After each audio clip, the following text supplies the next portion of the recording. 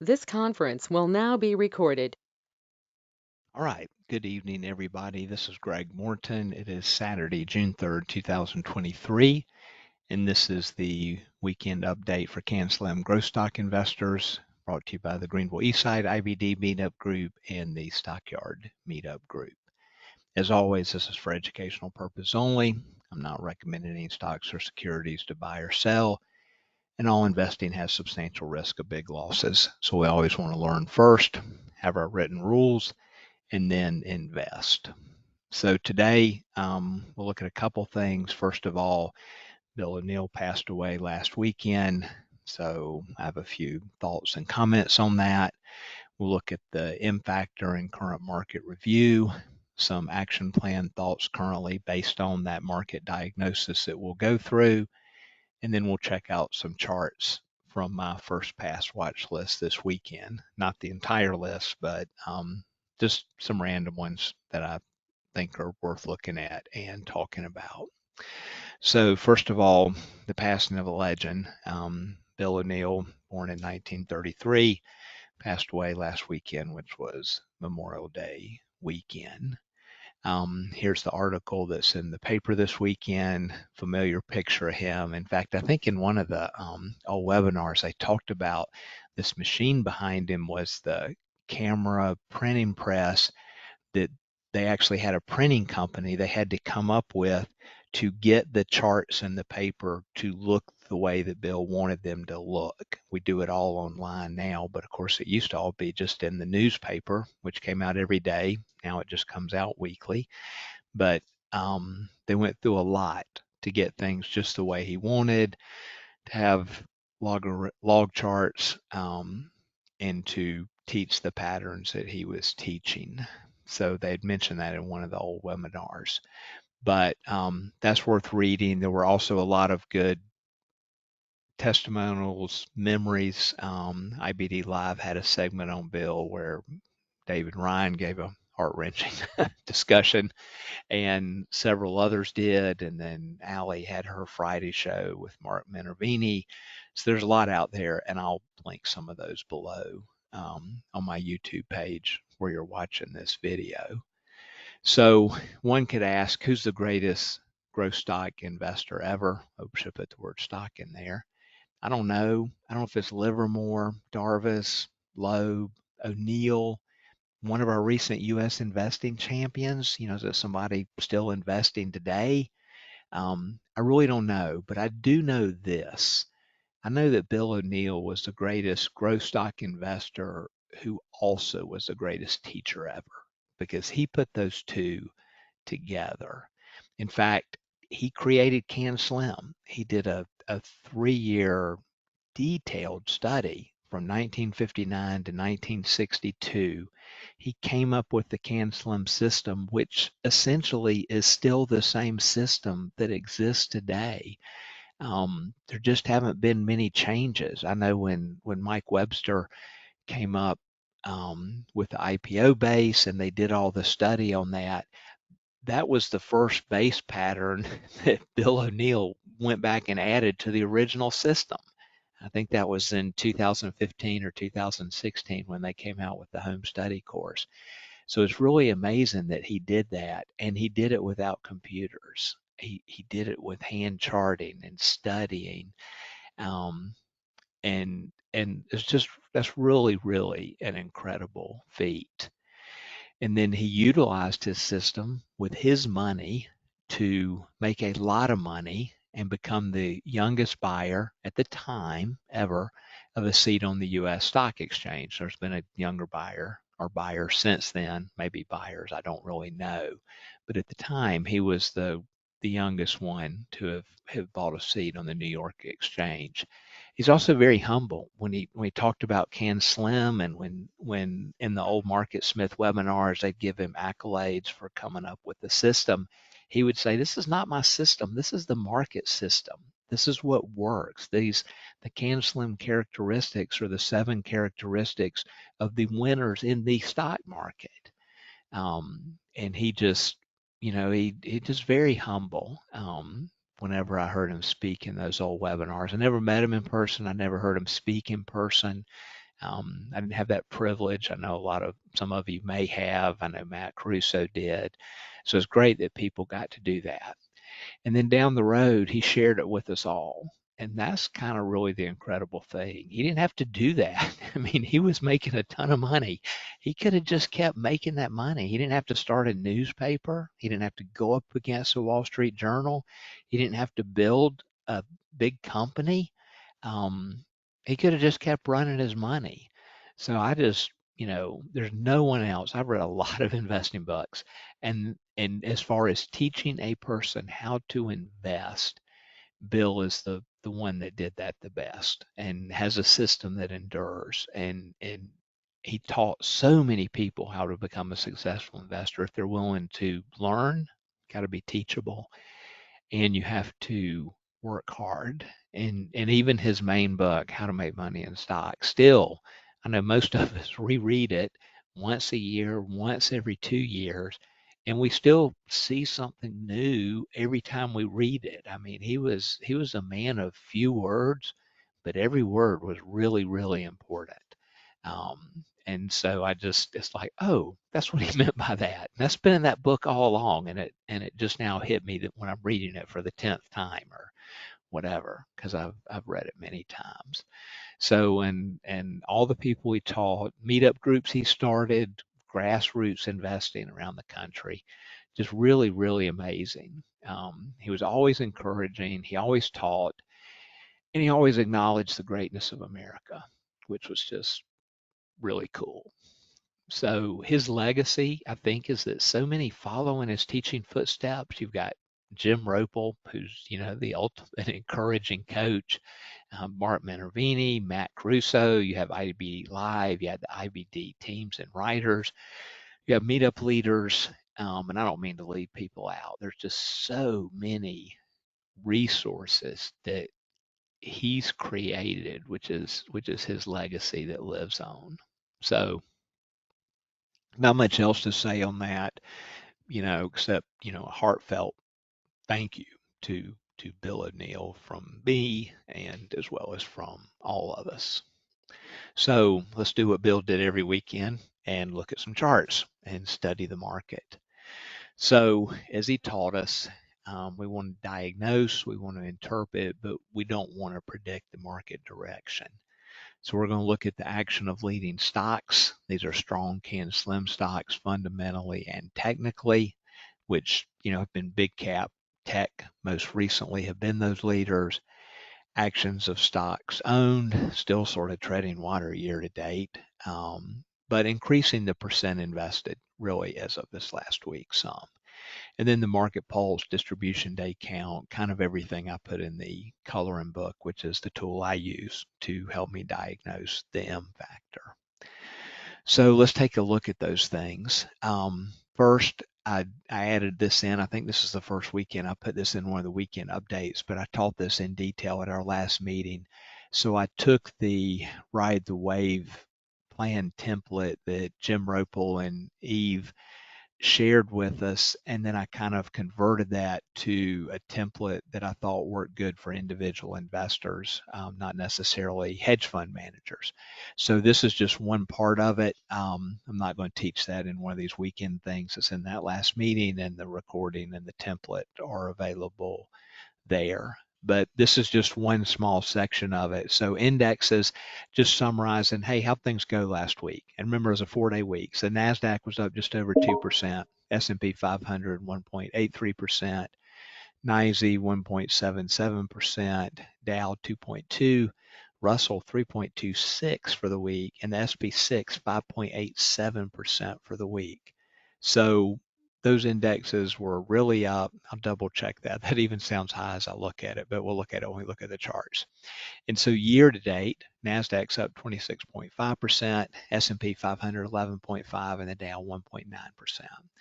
The coloring book, the buy sell count, we'll look at this, flip to green at 10 and 9. The indexes across the 6 are now green, green, yellow, and 3 greens. IBD's in a confirmed uptrend. Market school exposures at level 7, which is as high as it goes, and the power trend zone. And we're trying to get a string of net highs going. And then just some daily notes. Monday was a holiday. Tuesday, gap up fades to low closing, distribution installing, so that wasn't a good day. Wednesday indexes had distribution times 3 on late selling and volume coming in.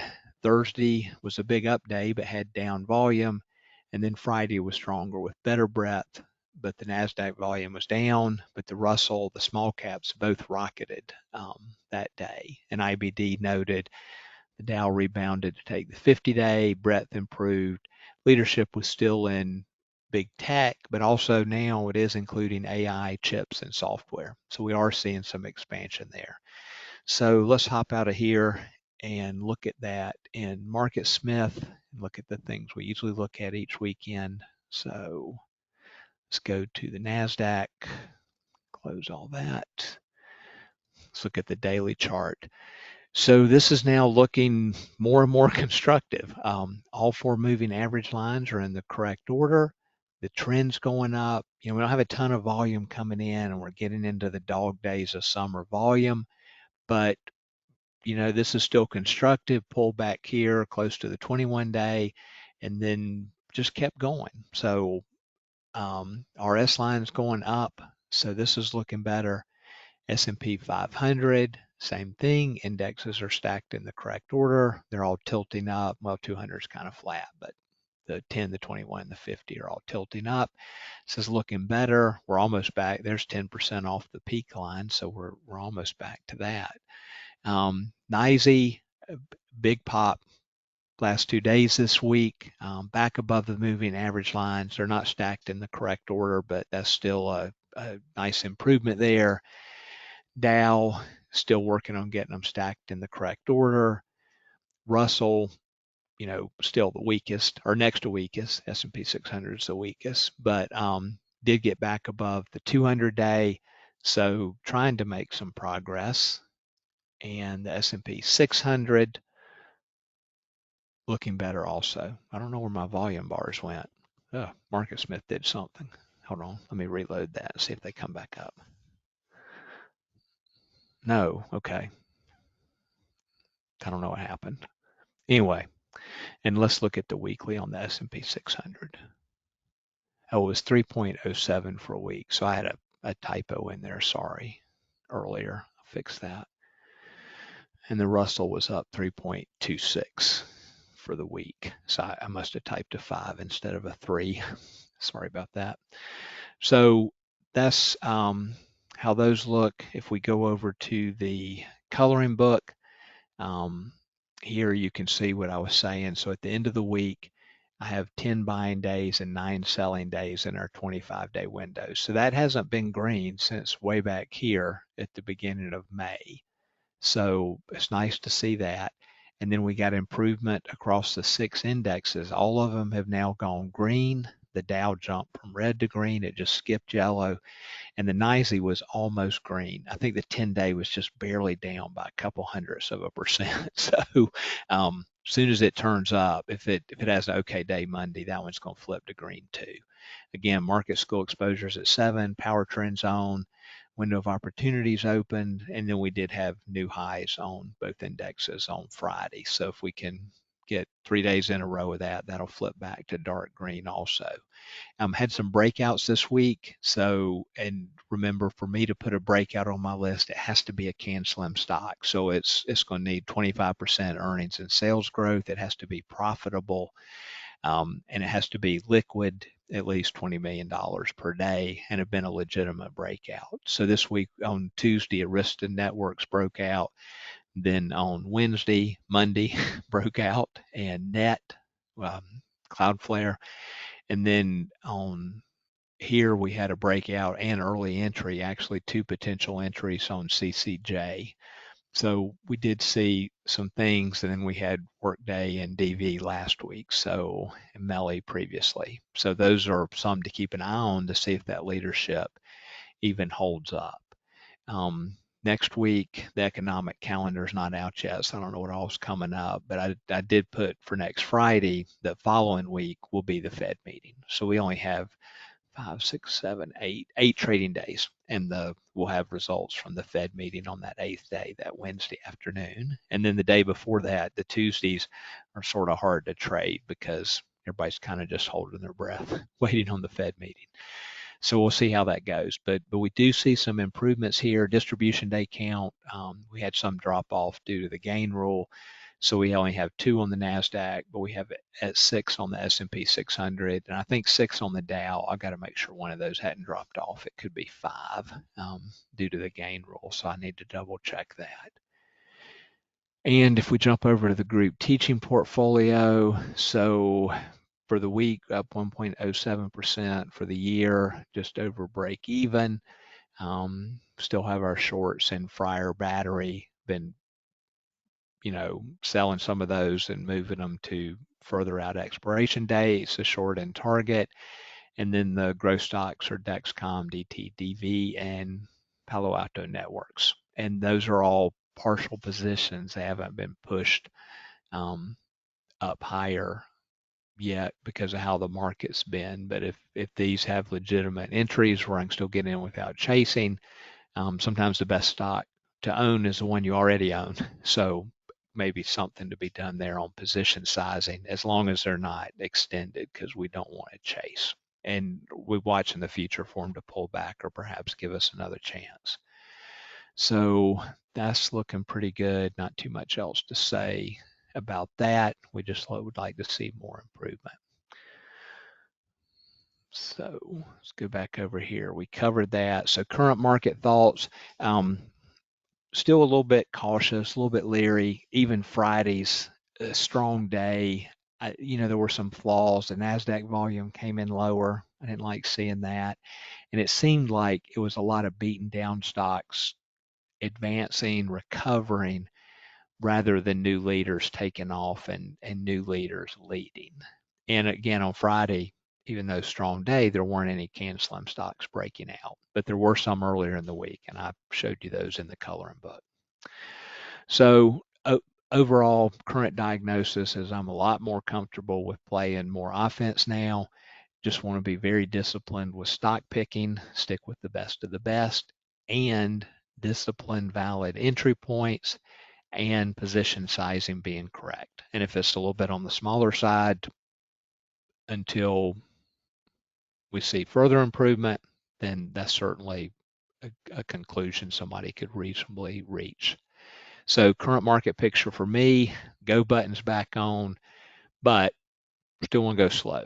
Want to proceed with caution. Don't want to plunge back in.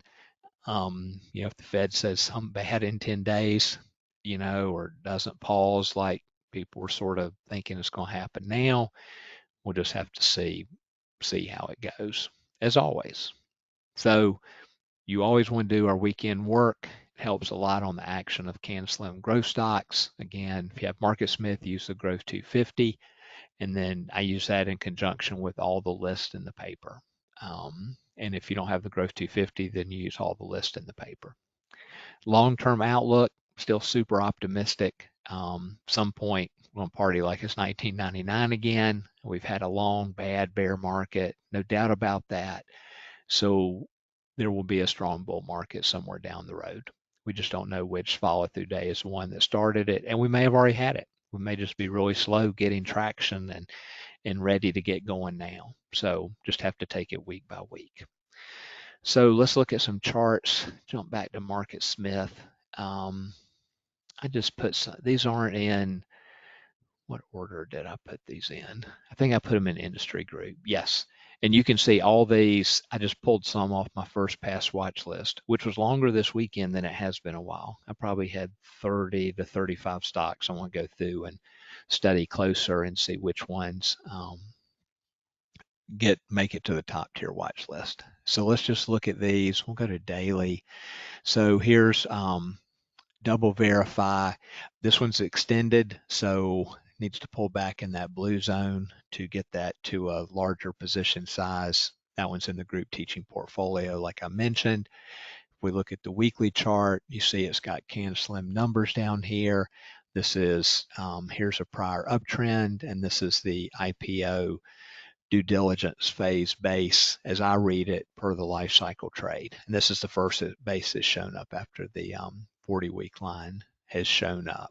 So has institutional ownership.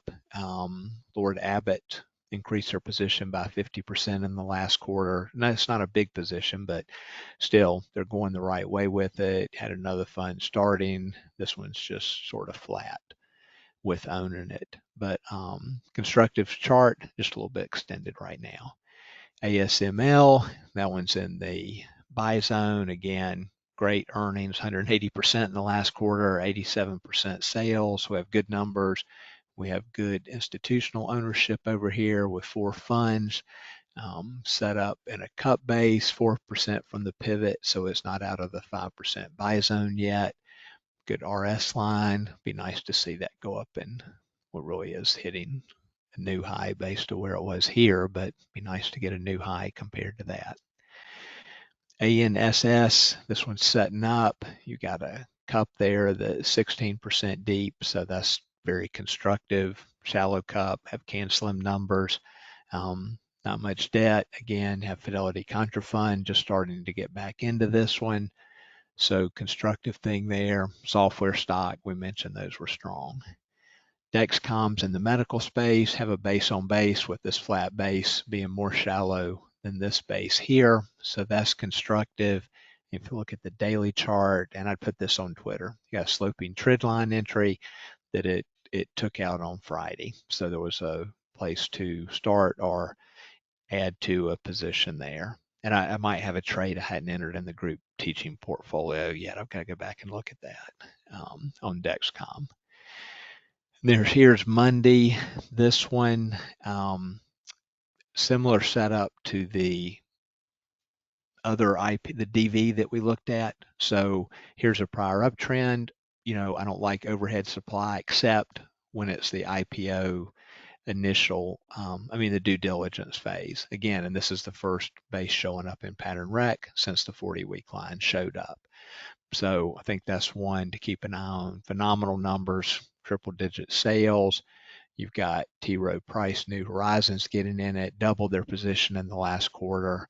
So you're seeing some strength in that one. Nice blue bars just going up, nice weekly closes. Here's DT. This is another one. Now this is a little bit different. This is further down the road, so it's not exactly the same IPO base setup, but strong stock, strong ownership, Fidelity Contra Fund. I think they were in it before, and now they're getting back in it. So something to keep an eye on. This one does have overhead supply, so I got it. Can be an issue. Fortinet, this is in cybersecurity. So IBD had a good article a week ago, I think it was last weekend, where they were pointing out that all the AI, the bad guys are going to use that too. So the cybersecurity is going to have to be more sophisticated.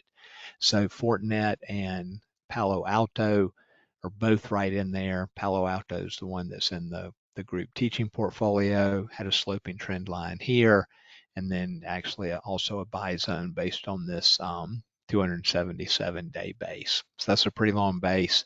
And sometimes the bigger the base, the bigger the space when they finally go. So we'll keep an eye on it. And of course, this one was, has already had, 2 nice runs, one here and then one all the way from here to here. So this one got a lot of coverage in the paper, during both of these runs. And can it do it again? Or can it at least get us to the 20% profit goal? We'll just have to see. And this is another one. Here's Fidelity Contra Fund just coming into this one also. So that's positive. And then the final one I pulled out. So this one is in industry group 98. So it's not in the top 40 to 50, which is normally where we prefer to fish. But it did look, had a strong weekly bar.